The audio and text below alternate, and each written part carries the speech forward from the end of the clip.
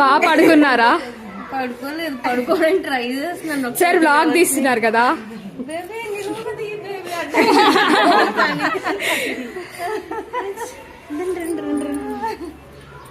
మంచి ఫేర్ అయిపోయింది. ఏమైంది? కాలింది, పడింది. మీకు ఇప్పుడు అవసరం ఆయిల్? అదే కదా, చేయాల్సిన పని ఉండేమో.